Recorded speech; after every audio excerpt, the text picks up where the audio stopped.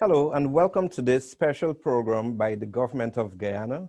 This program, Government in Focus, will be a series of programs which focus in on the work of the government, beginning with the new government's selection of ministers by His Excellency, the President, Dr. Irfaan Ali. I have with me this afternoon three very special guests. I'll begin first with Ms. Annette Arjun Mertens, an environmentalist and businesswoman in her own right, as well as journalist and broadcaster, Mr. Ossie Rogers, who happens to be living in the diaspora, and Mr. Danraj Singh as well, an economist. Lady and gentlemen, I welcome you all to this very special program. Thank you very much, Michael. Thank you very much for having. Thank you, Michael. Thank you for having me. It's a pleasure to have you all. If I may first, and I'll begin with Annette. On March 2nd, 2020, Guyana went to the polls and elected the People's Progressive Party as the government of their choice. On August 2nd, after much litigation, Dr. Mohammed Irfaan Ali was sworn in as the 9th executive president of the Cooperative Republic of Guyana. 24 hours ago, we witnessed the selection of Dr. Ali's new cabinet. And there have been many raving reviews in relation to the individuals selected to serve in this new administration. I am going to invite you first, Annette, to reflect on not just the composition of the cabinet, but also the expertise and the skill set that they bring to the fore. Annette. So thank you very much. And as you said, 24 hours ago, we were presented with President Ali's new cabinet. And I was thrilled to see first of all, the mix between our youth as well as gender. We have 7 female ministers, all with their own particular skill sets. So for me, it was a really impressive lineup. And I think in terms of moving forward with the program, President Ali was very clear that they are hitting the ground running. And I'm very excited to see what this new team will bring. We've also seen some interviews, some excellent interviews done by Newsroom. I caught some with Minister Parag, Minister Rodriguez, speaking about their plans, or new tourism minister as well, Minister Waldron, I think it is. And they got me very excited by what they had in mind. So clearly they're aligned to a program that Guyana needs at this time. And I've been sending out congratulations and unconditional support. Danraj, in your own estimation, and due to the reality that Guyana is poised to take off economically and is at an intricate crossroad in its own history. Examining from that perspective, examining the composition of the cabinet as an economist in terms of its capability to catapult Guyana to economic prosperity. First, thanks for your question, Michael, and thanks for having me on your program. And to my other panelists, it's a pleasure to sit in your presence.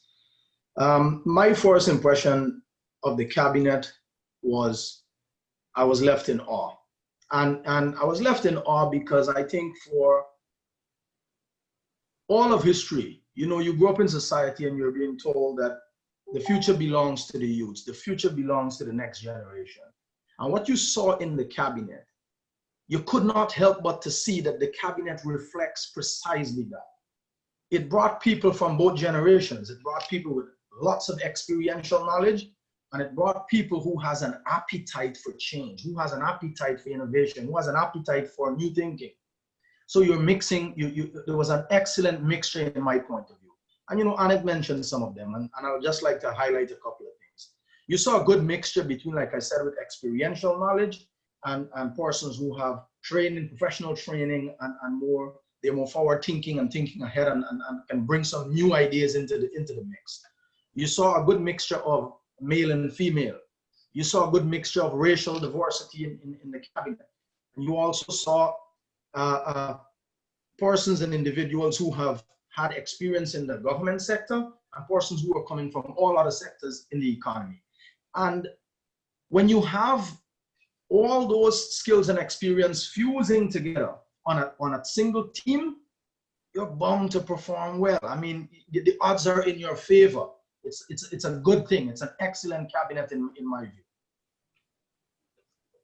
Well, see, the same question goes to you. However, specifically from the standpoint of, and being someone who is part and parcel of the communication sector, from the specific standpoint of the image, Dan Raj spoke specifically to some of it. He spoke about the ethnic diversity. He spoke about the gender balance and all the other things that make up the composition of this particular cabinet. However, of course, at the commencement of any government, each government looks to lay an impression on the citizenry as it seeks to serve. And very critical to that is the service. And very critical to the service of this particular cabinet, OC, is the fact that you have had people with significant experience in their own fields of work who have all brought in their private capacities much service to the Guyanese people. OC, I'll ask you to unmute yourself. Yes. Sorry about that. Yes, of course, Michael. Once again, thank you for having me on the program also. Salutations to the other panelists. And I would want to say, after you listen to His Excellency first speech, he was talking about no lazy bones, and he was talking about bringing all of Guyana together. And I think when you look at the cabinet, it's a reflection of what he said. No lazy bones. I've known most of the cabinet ministers that were appointed, and I can tell you, they are workhorses. They're people who will get things done. And also, it's a cabinet that reflects Guyana. It's a cabinet that looks like Guyana. Unlike what we had before, you have a mixture of everything there. Good balance of gender, of course. I know Mr. Singh spoke about that. A good balance reflecting our racial diversity, sorry. And you have that wonderful balance. So I would want to say that the cabinet is a reflection of the entire Guyana. This question goes to everyone, and I'll ask each panelist to contribute to this directly. In terms of juxtaposing who have been selected to become members of the cabinet against the task at hand.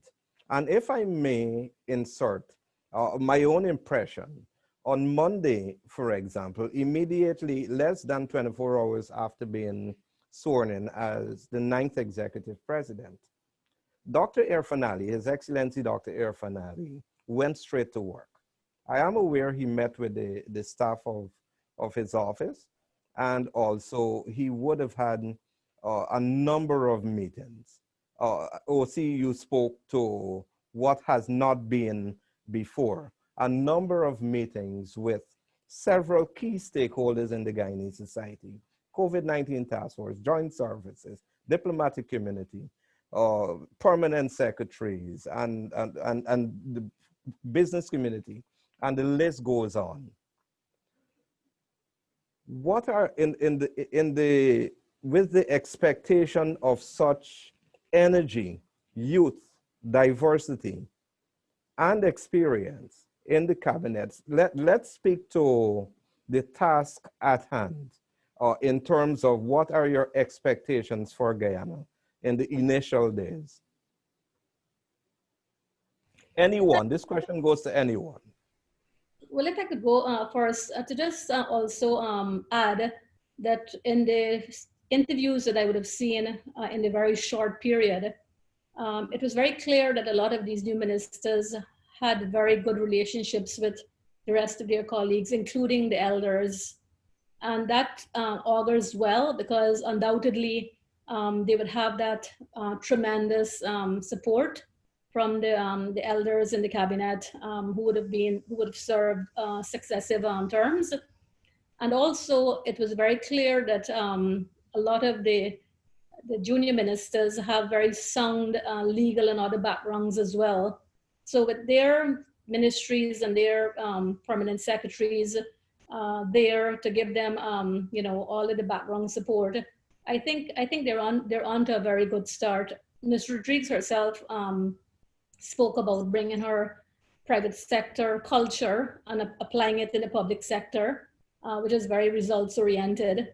And I think with the other colleagues who have also had immense private sector expertise, such as like Deodat Indar, I worked with him on the Private Sector Commission. He is a very extremely results oriented guy. So for me, the expectation is that these ministers would deliver on what they have pronounced on so far in terms of their priorities. And of course, it's a very exciting time for us to also be supporting them in whatever way we can. I'm particularly excited about agriculture and tourism. Those are the two sustainable sectors that I think needs a lot of attention for our long-term sustainability. And that's all I'll say, but for now I'll give my other colleagues their chance, and then I could come back. Danraj, your take on the expectations looking ahead. Could you unmute yourself, Danraj? There's a couple of things that I want to just share with us for some perspective on the same broad questions that you asked before. First, let me say that to attack this cabinet or to criticize this cabinet on the grounds of experience, this experience argument is a very, very ill-informed argument. And allow me to distill that, what I mean by that. First of all, let me take you back to a point in time, very far in history. 1518, the wisest men at the time and the women at the time on this planet had really thought that the world was flat. It took two inexperienced people to say, I want the evidence for that. And then they decide to prove that theory wrong. Here's another example. Let me bring it home. The last cabinet that we have seen in government has a distinct record of perhaps being one of the most experienced cabinet. Collectively, they may have possessed over 500 years of experiential knowledge. The question is, performance. Is there evidence to suggest that that experiential knowledge that was so talked about or so much of emphasis is on, did it deliver the results that you want? So I'm giving you these facts to put this entire discussion in perspective. Harvard did a lot of research on something that they called the inexperience advantage. What does that mean? It means when you have a mixture of people, some who might have a lot of experiential knowledge on something, and some who may not have that amount of experiential knowledge, there is an opportunity, there's an advantage on that team. And what is that advantage?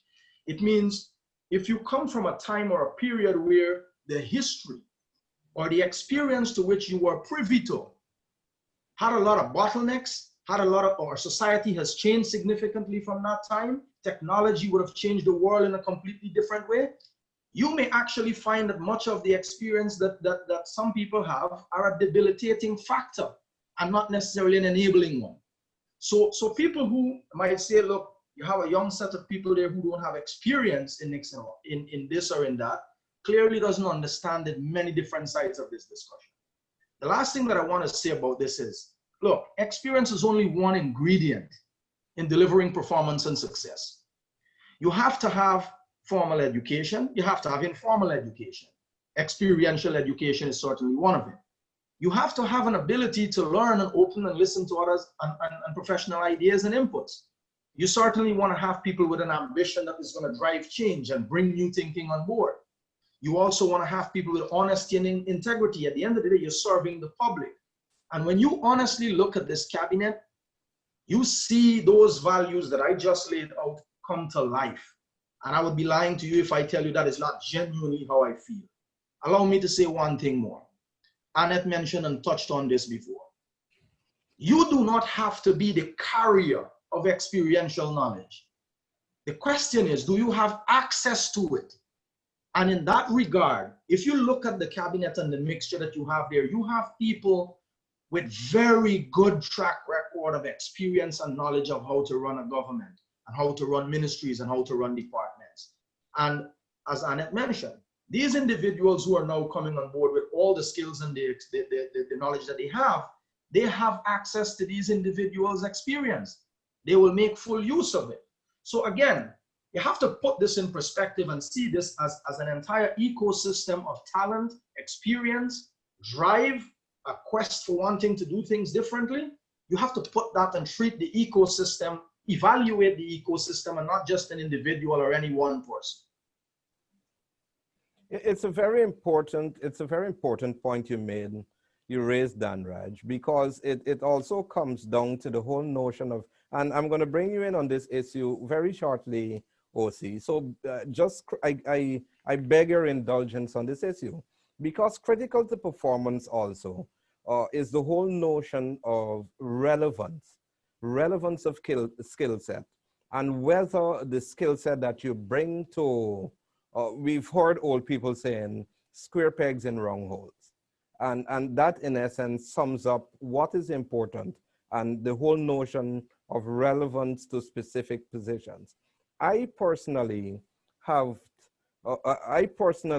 walked with many of these and worked with many of these new ministers and those who are deemed inexperienced. And I must say, for the record, that they possess a significant knowledge of their specific areas of assignment. And also, in addition to the fact, it's very synonymous with what any PPPC administration brings to government. And that is the whole notion of being people-oriented and looking out more specifically, not only for the business class, but very big on the working class. OC, I beg your forgiveness for just inserting that aspect of the discussion. But again, to you, the whole notion of expectations. All right. So, Michael, what I want to say, I want to point you back to in November 2015, Honorable Prime Minister of Canada, Justin Trudeau, gave Canada its most diverse cabinet in the history of Canada. But he suffers severe backlash because of that. You want to know why? Because it was not what people are accustomed to see as a cabinet.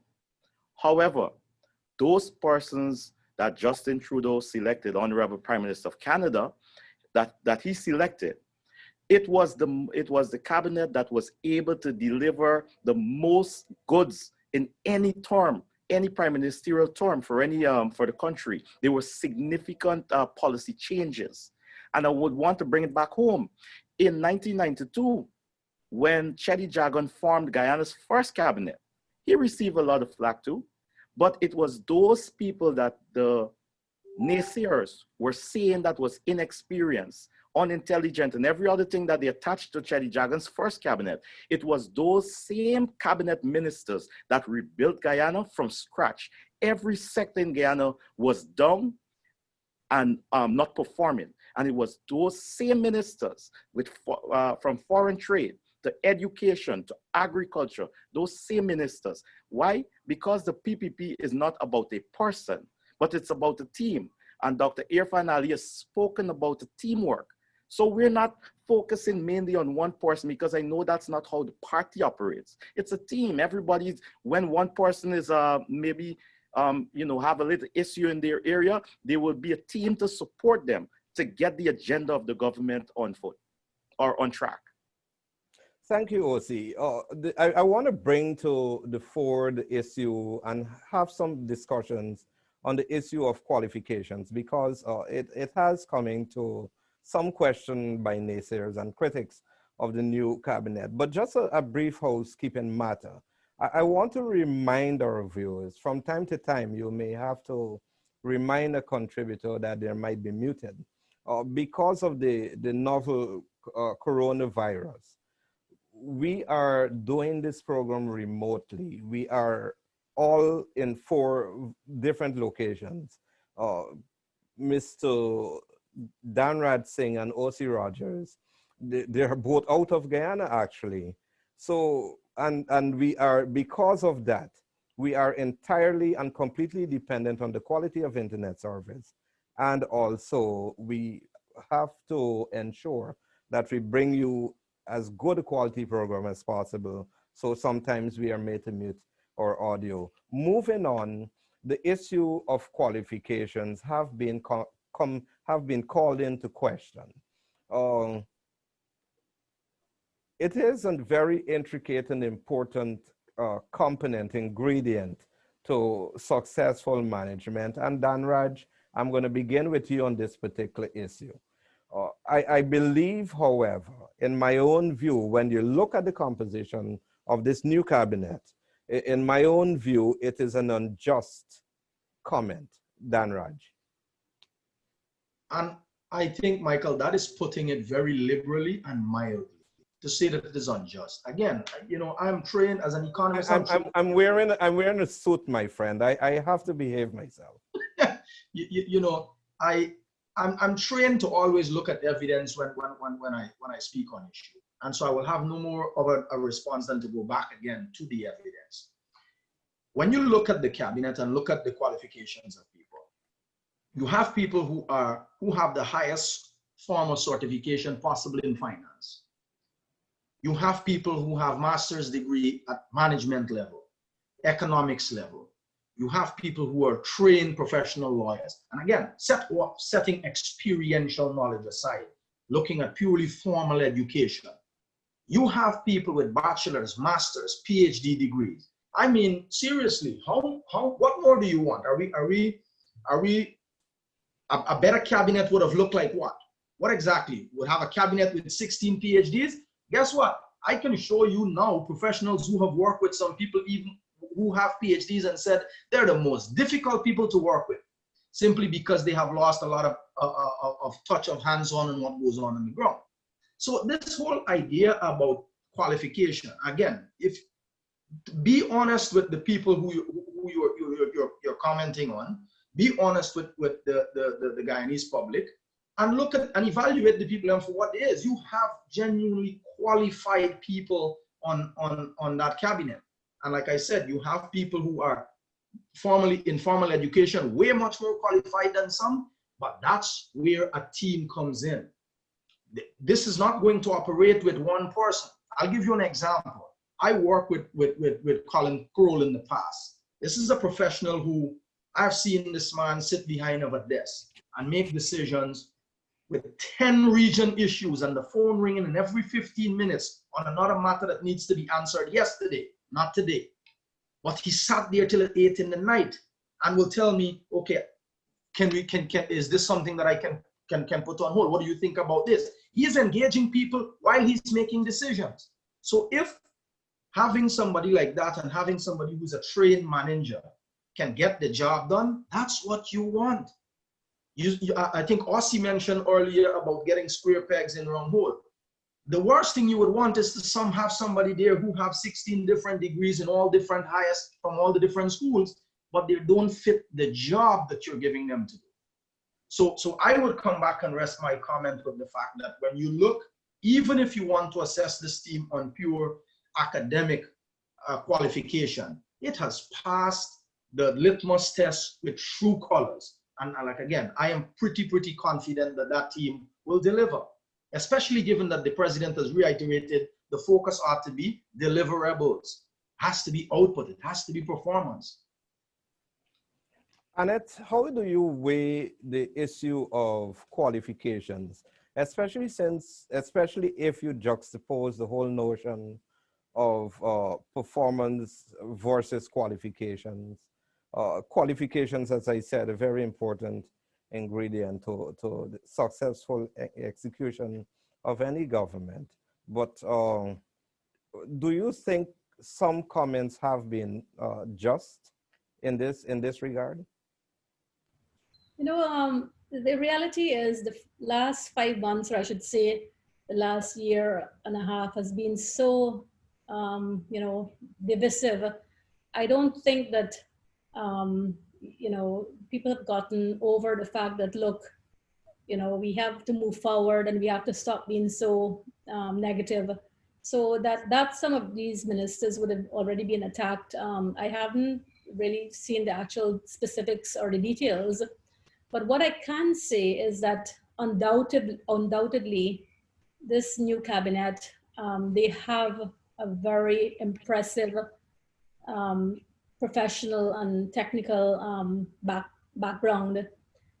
Also, most importantly, you can have a very impressive professional background, but you might not have that hunger and that fire in your belly to really, you know, do your utmost immediately. We have seen that in spades from a lot of the new ministers. And in a way, I think the current situation, unfortunately COVID induced as well, I think would have also resulted in a lot of these new ministers really understanding that they will have to work a lot faster and harder as well. And when you have a leader that has said very clearly, look, I am going to hold you accountable according to your performance, that in itself is incentive for you to really go all out. So for me, it's very refreshing as well to have seen, for example, you know, in the first 24 hours, we had consultations in some of the sectors that we're looking at that needs to be addressed immediately. You've also seen that President Ali has given his new cabinet the charge. He's met with them, he's met with the permanent secretaries. It's clear that we are moving at the speed of lightning in terms of getting those essential elements in place. So while you might have come in there with a super technical and professional cabinet, but then you might wait for 2 weeks to have your first meeting and then another 2 months to consult with your sectors. You're seeing that done in real time right now, which I think really and truly speaks for itself. And to the naysayers, I would say as well, to I'm sure whoever is criticizing right now, some of them might have also served in the past. And didn't we give you enough time to settle in and actually prove your worth? So why can't we offer the same generosity to this new cabinet? But I think by and large, there's a lot of people, a lot of Guyanese that are very supportive. And I think with that sort of very positive mindset looking forward, I think, you know, we're gonna go places. Our time is practically gone, but in closing, I want to ask each of you, and I'll ask you to take 60 seconds in your summation of these issues. I, of course, raised the issue of optimism about this new cabinet in the context of Guyana's development, in the context of Guyana's anticipated trajectory. How optimistic are each of you? Annette, I'll begin with you in closing, 60 seconds. Well, I think I said how optimistic I was in every single input I made, but in 60 seconds, absolutely, I am completely optimistic from what I've seen, from the cabinet that we have in place and where we're going to be going. And I have also made it very clear that I am going to be given my unconditional support. So on a scale of 1 to 100, my optimism is 1000%. OC, your optimism, 60 seconds. I know our broadcasters are usually not accustomed to being confined, but in control. But I'm going to confine you, your optimism. All right, and I'll take that confinement. I would want to say to, first of all, I'm very optimistic because like I said before, His Excellency said no lazy bones. And when I look there, I see all people who have worked before. and who I am sure are prepared to work, and it is the reason why they got the nod from His Excellency to form part of the cabinet. To the naysayers, I say, give the ministers and the government a chance to deliver the goods to the Guyanese people.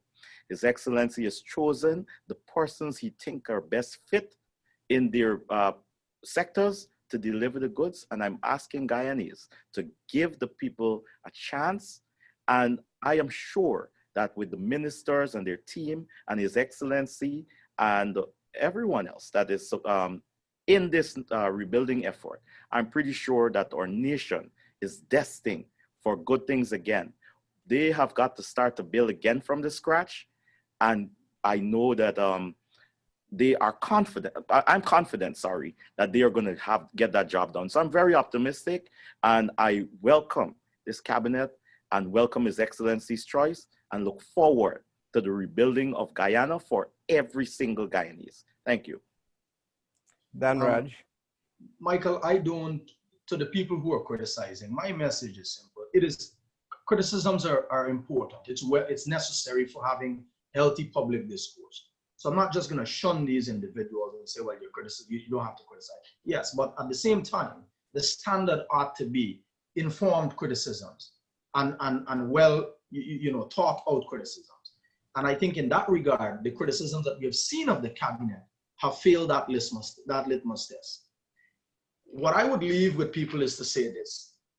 The people of Guyana elected Dr. Ali and his entire, the party, the PPP, and the leadership of that party to lead the country. It is of their informed judgment that people entrusted that decision with to lead. And the cabinet that you're seeing today, it is a product of those informed decisions and judgment that they have made. And I would sound the same alarm as every one of my colleagues on the panel that says, allow these individuals to go out, allow them to step on the learning curve like every single one of us who starts a new job. There will be a learning curve, and then allow them to deliver. And I am not just optimistic, I am confident, because like I said, I know some of these individuals. I know what they stand for, I know the principles, and I know how they work. I am pretty confident that they're going to deliver for Guyana, especially at the time where we are, at the crossroad where we are in our development. His Excellency Dr. Irfaan Ali administration has begun work at an intense pace. And in this regard, we will continue to focus on the work of this new administration. This has been government in focus. I'd like to thank environmentalist Annette Arjun Martins, journalist and broadcaster Ossie Rogers, and Mr. Danrad Singh, an economist. I am Michael Gordon. Thanks for watching and thanks for listening.